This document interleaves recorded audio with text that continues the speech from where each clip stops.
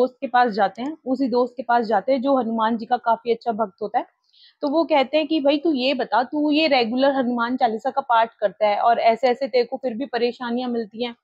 तो वो जो उनका दोस्त होता है वो उनको समझाता है कि देखो परेशानियां तो मिलती है क्योंकि वो मेरे भाग्य में है, लेकिन मैं हनुमान जी की पूजा करता हूँ। तो हरे कृष्णा मेरे प्यारे दोस्तों, आई होप आप सब लोग बहुत अच्छे होंगे। तो फिर से आपका स्वागत है मेरे चैनल फैक्ट्स गली में, जो कि आपका अपना ही चैनल है। तो जो लोग नए हैं मैं उनको बता देती हूँ कि मैं लोगों के एक्सपीरियंसेस शेयर करती हूँ, अनुभव शेयर करती हूँ। जब भी कभी किसी ने ऐसा फील किया हो कि जो प्रार्थना वो भगवान को करते हैं वो उनकी स्वीकार होती है, या उनके साथ कभी कोई ऐसा चमत्कार हुआ हो जो उन्हें ये मानने पे मजबूर कर देती है कि रियली में भगवान होते हैं। तो देर ना करते हुए आज की एक जो अनुभव है, जो मुझे भेजा है मिस्टर अजय, जो कि गाजियाबाद के रहने वाले हैं, उनका मैं शेयर करती हूँ। जो अजय हैं वो बताते हैं कि वो जैसे कि नॉर्मली होता है, हिंदू परिवार से है। बचपन से ही उनकी फैमिली में हनुमान चालीसा का पाठ हुआ करता था। और जो बड़े लोग होते थे वो बताते थे कि आप हनुमान जी की पूजा रेगुलरली करो। तो अजय जी बताते हैं कि मैं हनुमान जी की पूजा रेगुलरली करता था, लेकिन मैंने कभी ये नहीं सोचा कि मैं ये क्यों कर रहा हूँ या इसका क्या फायदा है। जैसे कि परिवार वालों ने बोला, मैं वैसे ही पूजा पाठ करता चला गया। नॉर्मल जैसे जिंदगी में चलता है, सब कुछ आम ही चलता रहा। लेकिन जब कोरोना का टाइम आया तब उनकी लाइफ में कुछ ऐसा हुआ। जब कोरोना का टाइम आया तो उन्होंने एक कंपनी में जॉब ज्वाइन किया था। वो एक कंप्यूटर का काम कर रहे थे, हार्डवेयर का। तो वो उस कंपनी में जस्ट कोरोना से पहले ही लगे थे। जब कोरोना का समय आया तो सारी ज्यादातर कंपनी वालों ने अपने जो एम्प्लॉय थे या तो उनको बाहर निकाल दिया था, या वर्क फ्रॉम होम जो कर सकते थे उनको दे दिया था। तो कुछ उनके साथ ऐसा किस्सा हुआ कि वो हार्डवेयर में थे, तो इसीलिए उनको कंपनी से निकाल दिया गया। परेशानियां तब शुरू हुई जब उनकी फैमिली का जो खर्चा था वो निकालना मुश्किल हो रहा था, क्योंकि उनकी वाइफ थी, उनका छोटा भाई था, वो वर्किंग था, बट उसकी जो सैलरी थी उससे पूरी फैमिली का खर्चा ठीक से नहीं चल पा रहा था। वो फिर भी रोज हनुमान चालीसा का पाठ करते थे, जैसा कि वो बताते हैं। फिर उन्होंने उस टाइम पे वर्क फ्रॉम होम के लिए काफी कंपनीज में अप्लाई किया, पर कुछ भी नहीं बन पा रहा था, कुछ भी नहीं हो पा रहा था, कोई उनको रिस्पॉन्स नहीं आ रहा था किसी भी कंपनी से। तो वो बताते हैं कि उनका एक दोस्त था जो कि रेगुलरली हनुमान जी का, मतलब बहुत कहते हैं ना परम भक्त, हर मंगलवार को मंदिर जाना, शनिवार को मंदिर जाना, हनुमान जी का पूजा पाठ करना, चालीसा करना, नित्य प्रतिदिन रेगुलर उनका ये रहता था। तो वो बताते हैं कि उनके साथ हमेशा इशू आता रहता था, मतलब वो भी कोई ऐसा नहीं है कि अगर वो भक्ति कर रहे थे तो वो बहुत खुश थे। तो वो कहते थे कि ये इतना भक्ति करता है और ये इतना परेशान रहता है, तो जब ये इतनी भक्ति कर रहा है तो इसके साथ भी परेशानियां क्यों ही आ रही है? अगर ये भगवान का भक्त है तो इसको तो परेशानियां बिल्कुल नहीं मिलनी चाहिए। तो उनके माइंड में ये साइकोलॉजी बना हुआ था कि जो इंसान अगर भगवान की पूजा कर रहा है तो उनके पास तो दुख आना ही नहीं चाहिए। तो एक बार क्या होता है, वो अपने दोस्त के पास जाते हैं, उसी दोस्त के पास जाते हैं जो हनुमान जी का काफी अच्छा भक्त होता है। तो वो कहते हैं कि भाई तू ये बता, तू ये रेगुलर हनुमान चालीसा का पाठ करता है और ऐसे ऐसे तेरे को फिर भी परेशानियां मिलती हैं।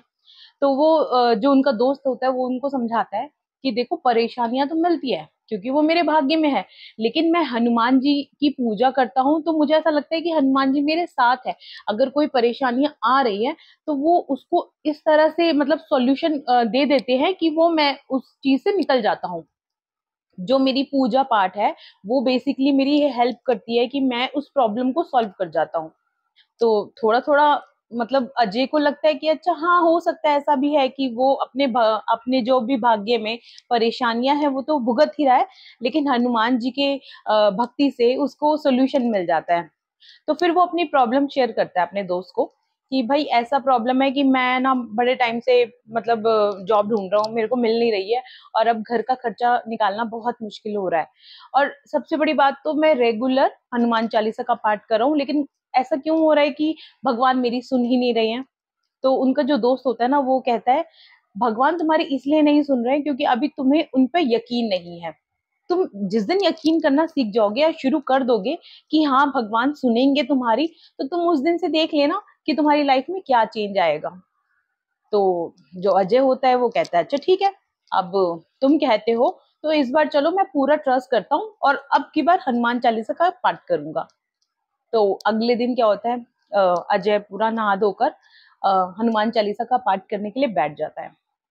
हनुमान चालीसा को वो बताते हैं कि जैसे ही पाठ पूरा होने वाला होता है कि अजय के पास कॉल आती है उनके ही दोस्त की, जिनसे वो कल मिलके आया था। तो कहते हैं कि मेरा दोस्त कहता है कि मैंने ना अपनी ही कंपनी में तेरे जॉब के लिए बात कर ली है और उन्होंने तुझे इंटरव्यू के लिए बुलाया है।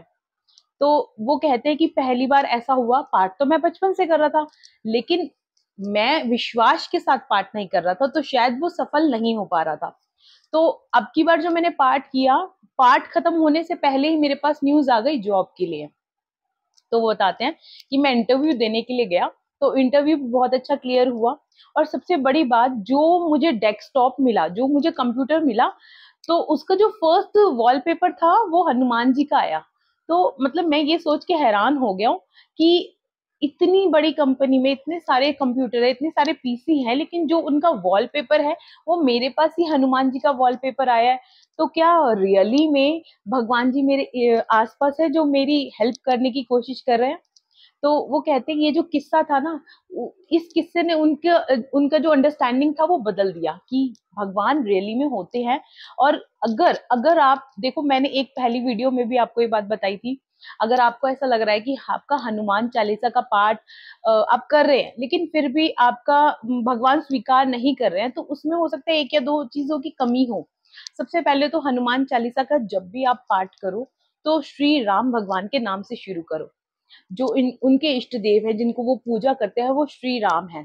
तो आप जब भी हनुमान चालीसा का पाठ करो तो श्री राम को मन में रखते हुए वो पाठ करो।